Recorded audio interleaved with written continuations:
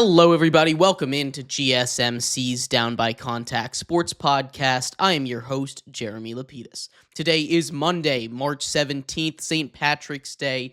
Happy holidays to everybody. We have a lot to get into. A wild weekend in sports that saw record-breaking contracts in the NFL, lots of wide receiver movement. Of course, yesterday was Selection Sunday. We'll go over the men's bracket, all the drama coming out of there, who has a good chance to win, who might be a couple sleeper picks. We'll go over the women's March Madness bracket as well, who has a chance to win over there, and what a couple snubs might be as well as getting into the other massive contract that came out in the NFL. Derek Stingley this morning becomes the highest paid corner by average annual value in NFL history. We'll talk about that and continue our MLB preview series today, taking a look at the Philadelphia Phillies. But before we get into any of that, remember, if you would like to be an even bigger part of the show than you already are, all you need to do is go to gsmcpodcast.net. Or if you're on YouTube, you can use that super chat feature. If you do either of those two things, a message should pop up on the bottom of the screen for you, me, and everybody else around the world to see. If you do have a burning question about sports, anything at all that you would like to ask, go ahead and throw that in the comments. Throw it in the chat. I will get to it as soon as I possibly can. I appreciate everybody so much for sticking around, talking some sports with me here on a beautiful Monday, March 17th. But like I was saying, we are going to start off our show here with March Madness. The March Madness bracket officially out here.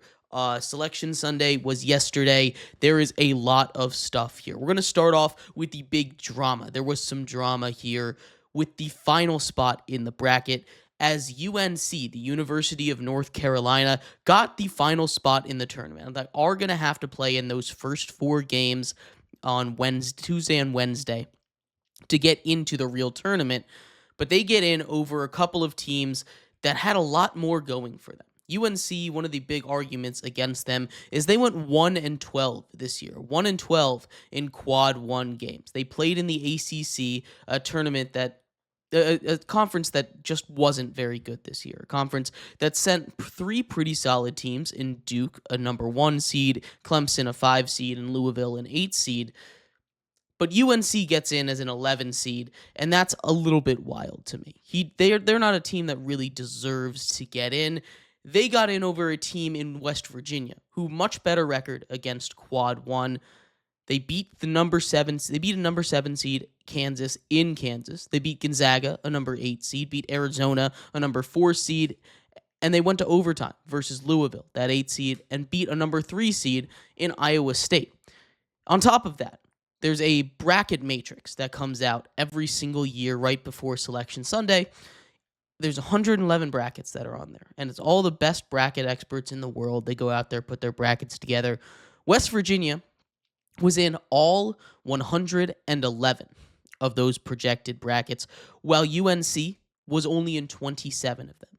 You can also talk about Xavier, who got in. I'm not sure if they should have gotten in ahead of a team like Indiana, who also had a little bit of a better resume, in my opinion.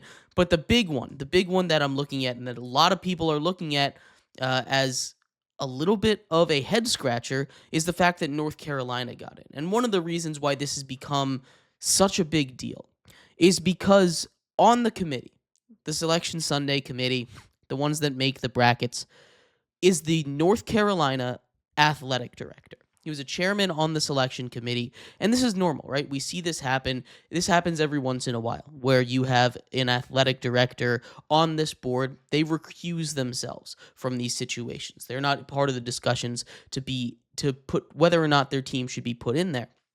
But they still have influence, right? And when the North Carolina athletic director is in the room with you, or I should say on the opposite side of the door with you when you're discussing that team, as opposed to the West Virginia athletic director, you're going to lean a little bit more towards North Carolina. And despite the fact that, sure, I do believe that he did not get in those discussions. That's a precedent that's been set. That's a precedent that people don't have. You have the commissioner of all these leagues. Whenever their teams are being talked about, they step out. They're not in those discussions. That's completely normal. But the fact that the athletic director of the specific school, North Carolina, in the midst of all this controversy, gets one of those final spots, gets one of those last couple entries into the field of 68, while a team like West Virginia that doesn't have that kind of pressure and prominence or position gets left out is a little bit suspicious. And that is one of the biggest bracket it's one of the biggest bracket snubs that I've seen in a very long time. And it comes with its own little bit of controversy. But as we take a look at this bracket, there's a couple things that stand out to me. First of all, 14 teams from the SEC. We had an idea that they had the chance to break the record, but 14 teams make the NCAA tournament. That is the most in a single year by any conference ever. And when you look at where these teams are seated, you're not looking at a bunch of 8, a bunch of 9s, a bunch of 10s, a bunch of 11s. You're looking at 4 of the top 8 seeded teams, 2 1 seeds, 2 2 seeds, 6 of the top 16 seeds, 1 3 seed and a 4 seed, and you can keep going down. There's 2 9s, 2 10s, and 1 11. But other than that, every single seed, you have 9 teams in the top half of the bracket. 9 teams, or 9 out of your 14 teams that are one of the top 34 teams in the entire country. That is wild, right? That is how good the SEC was this season. That is something that stands out. We're looking at the teams at the bottom, the teams in the 11 seed, the teams at the 10 seed. They're still pretty good. Texas gets in as a first 4 game. You've got Arkansas and Vanderbilt on that 10 line, and you've got Oklahoma and Georgia in the 9 seed. But ahead of them, obviously, your 1 seeds, you've got Auburn and Florida. Those get those number 1 seeds. You've got Tennessee and Alabama sitting on that 2 line, Kentucky in the 3 line, and you have Texas A&M at the 4 line. That is a lot of really good teams in the top 16. 6 teams projected in the top 16 if everything goes chalk there.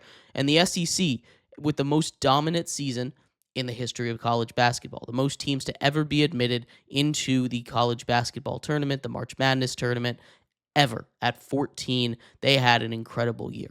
Entering the tournament, of course, the first question we need to ask, who has a chance of winning? And historically, we can go back and see that no team, aside from the one year that UConn made it as a 7 seed, no team really wins it when they're below a 4 seed, right?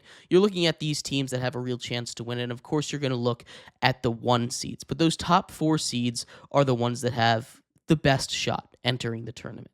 Duke and Florida entered as the favorites, both at plus 350 when you're taking a look at betting odds. Duke and Florida are playing great basketball right now.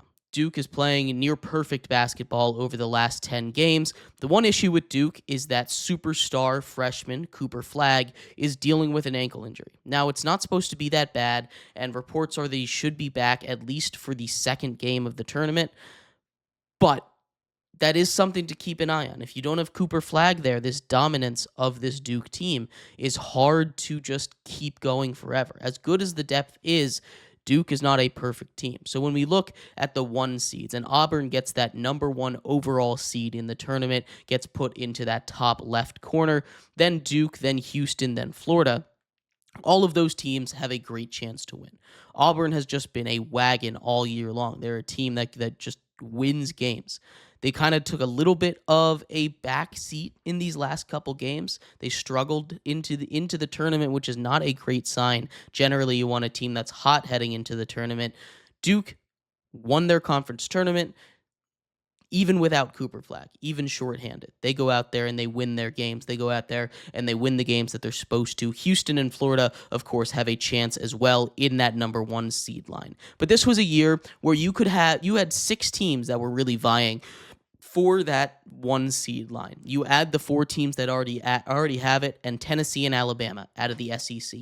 And those 2 teams on the 2 seed line absolutely have a shot. I think the way that Tennessee's been playing down the stretch of late absolutely gives them a chance to win it.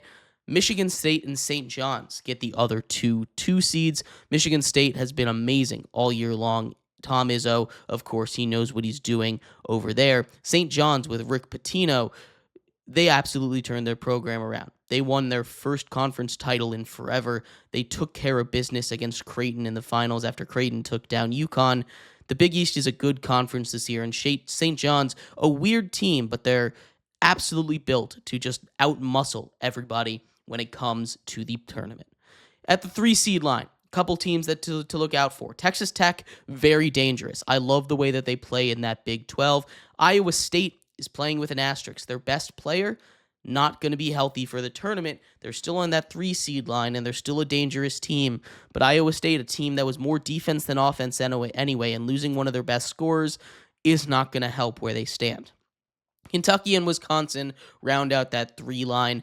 I really like this Wisconsin team. They're a team that I think could be a dark horse to make it to the Final Four, but they do play in a very, very tough part of the bracket. At the 4 seed line, you've got Texas A&M, Purdue, Maryland, and Arizona. Arizona is a team that any given shot can go in. You have a guy that can shoot it from anywhere and make those shots. They get a little cold sometimes, but they always have that ability to get red hot and find their way back into the game.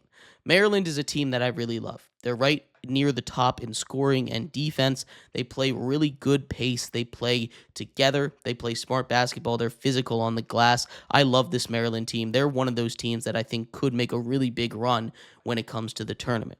But outside of these teams, your Marylands, your Texas Techs, your Wisconsins, Alabama, Tennessee, Florida, Houston, Duke, and Auburn, I think those are the guys you're really looking at to win this tournament. Now, there's a lot of different ways you can look at it. Obviously, a lot of these teams still have a chance later on in the bracket, and we'll break down a little bit more tomorrow when it comes to who the top contenders are and why they might win it. But you've got a 5 seed line, obviously very dangerous when you're going up against those 12 seeds. Michigan, Clemson, Oregon, and Memphis. They're going to have to take on UC San Diego.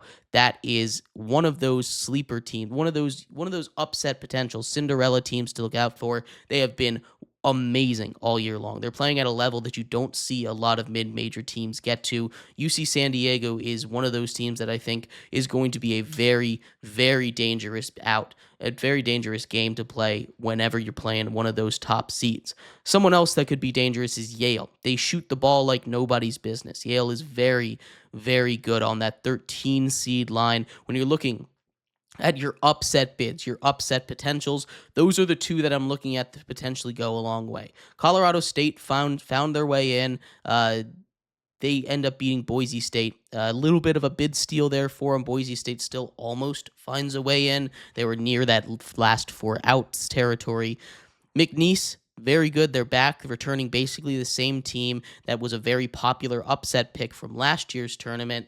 They're older, got a little bit more experience behind them. They're a team, but a lot of these 12 seeds are very dangerous. Liberty always comes out and fields good athletics. Liberty, a very dangerous team as well. But the ones that I'm circling on my bracket to make a bit of a run, UC San Diego and Yale. Although those are two teams that are going to meet up in the second round if they both win their first round matchups. If you're looking for a very, very deep pull, we're looking at a potential Lipscomb victory, a potential Troy victory. We know Kentucky has had their issues in the tournament. Now, different coach this year, so maybe that could be different, but Troy came on strong down the stretch of the season.